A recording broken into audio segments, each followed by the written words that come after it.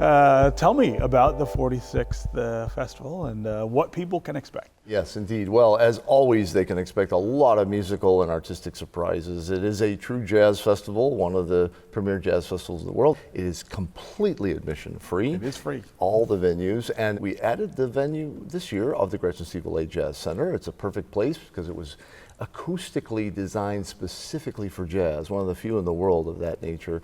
So we have a chance to have an indoor venue and have some fun with that, along with the 3 stages on Hart Plaza and Campus Martius. So it's going to be a lot of fun. People can take the rail car right up Woodward to 1 block from the Gretchen C. Valade Jazz Center and right back to the north end of the You know, I hadn't thought about that, but that is a nice little bonus there that you can come from Hart Plaza here without getting in a car. Indeed, and you can actually park here, Yeah, right. go to the festival, go come down. back for the evening things, and then be on your way.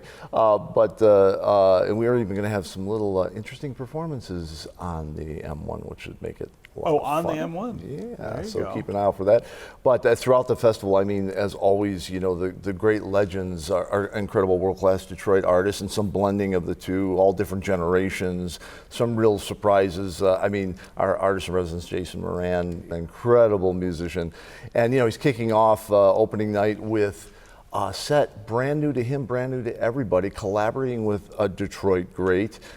Jeff Mills is going to be with him and bringing together the worlds of Detroit electronic and jazz, techno. and other things throughout the festival, including working with some of our aspiring players, a very unique redoing of Duke Ellington music. And you know, Chucho Valdez and Paquito de Rivera together, 80 years of a relationship, Branford Marsalis, Marion Hayden, Louis Jones III, Alan Denard, some real up-and-comers, Hiromi and Sonic Wonder, and Lakeisha Benjamin. It's just a parade of great artists throughout the festival from all different perspectives of this great music. Yeah. You know, every year I sit and I wonder where you start to plan the lineup of people that we see at the festival, because as you point out, it is this incredible range. I mean, jazz, of course, is itself very diverse and very broad, but there's always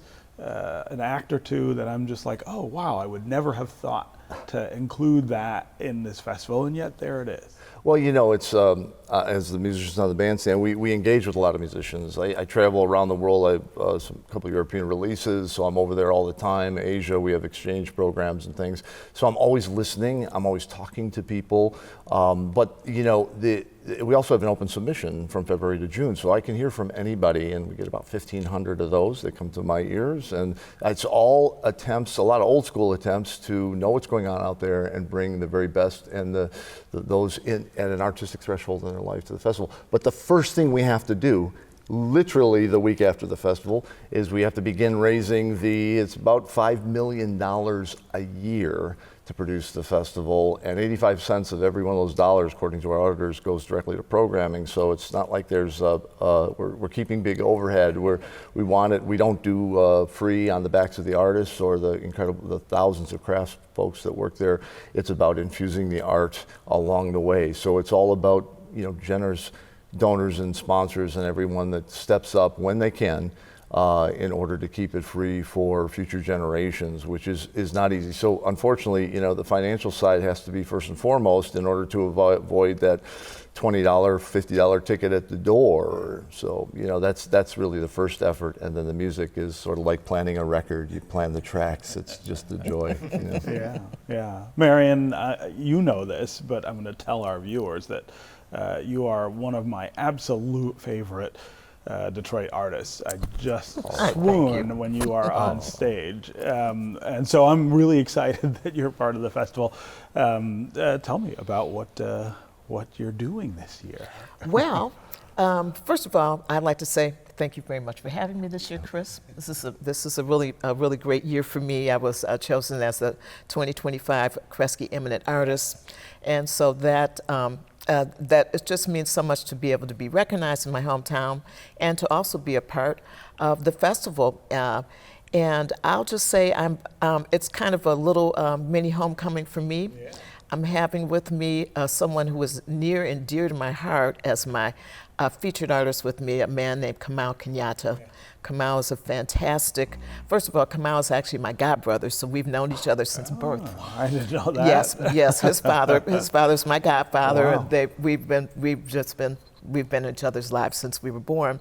And he's also, what I like to say, a peer mentor. He's someone that I tell him he's my shadow producer on all of my projects. So we talk a lot about music and everything. And he's a fantastic saxophonist, pianist. He's a producer of several records for the great vocalist Gregory Porter, for which he has a Grammy for that. And so we're going to do a set that includes some things that we just really love. We're going to do some Herbie Hancock. We grew up listening to a lot of Herbie. We're going to do some originals from Kamau, from my book, and just kind of sprinkle it in with some Detroit. I always like to lift up our great Detroit artists. We're going to do some Ken Cox work, and then I have with me some of two people that are in my regular band. My band Legacy, the great Steve Wood, fantastic saxophonist and educator, and Tim Blackman on trumpet. And then we have with me two of the young folks coming up, the next ups. One being my son Tariq Gardner on drums. So I'm always happy to have that generation on, the 20-somethings. And then even younger than he, Kamau's great protege, Khalil Childs, wonderful saxophonist from San Diego. Since Kamau's been in San Diego for many years now, so I'm really looking forward to this band, and we're gonna do what Detroit does, Right. present everything and authentically. Lewis, Chris was talking about the inclusion of many different generations of artists in the festival, and maybe you are on the sort of smaller, younger end of that, I guess.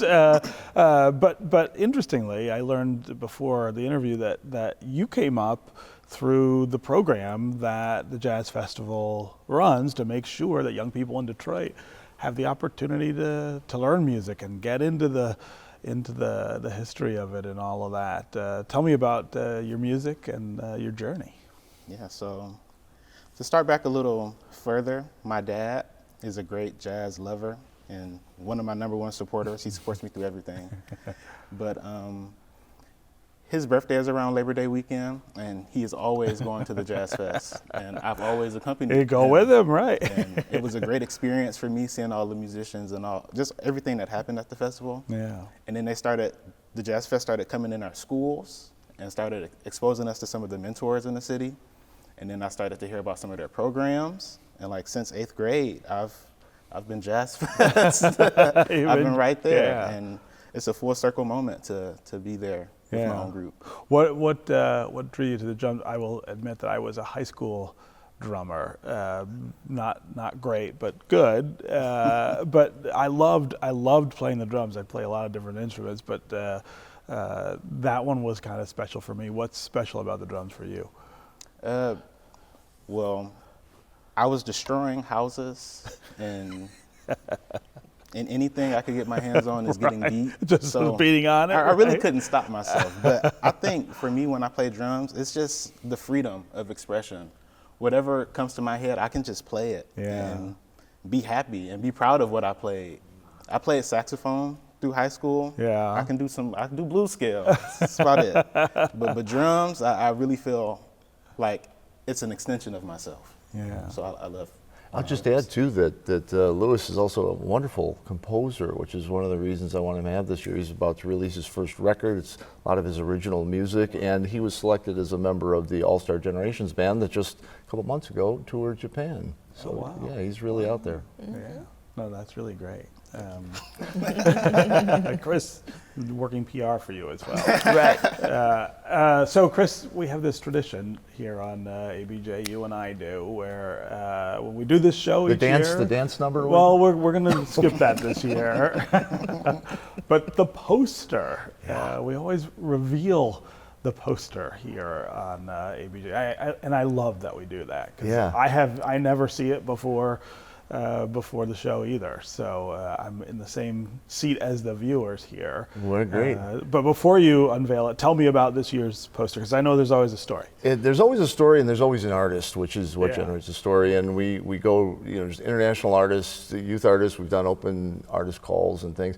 This year, Laura Hilbert, who is she's with the Pets Creative Group, incredible graphic designer and artist, and we've talked about her doing a piece for a long time. And she told me about the things that inspired her to do the piece and some of the vintage color elements that were important to her. And this was entirely her design, and it brought out something that is very unique in our 46-year collection. And as I tell everyone, and we can point it out if you like, but there's a very subtle cue that we've been through 45 years, and we're up to our 46, and the piece is just beautiful and I think artistic, meaningful, but still very descriptive of the moment. So. Yeah. They're always great. So I'm sitting here just anticipating. Yes, what it's all gonna right. be, so. Well, is it time? It's time. Let's do it. Drum roll. That's right. The 2025 Detroit Jazz Fest poster. Oh, look at that. Oh, I love that. I love the O. I love the O, Yeah, right? the With the O little is record. awesome. So that O is the cue, right? Yeah. For 45 For years. 45. Anyone who's into vinyl. Watch One Detroit, Thursday at 7:30 p.m.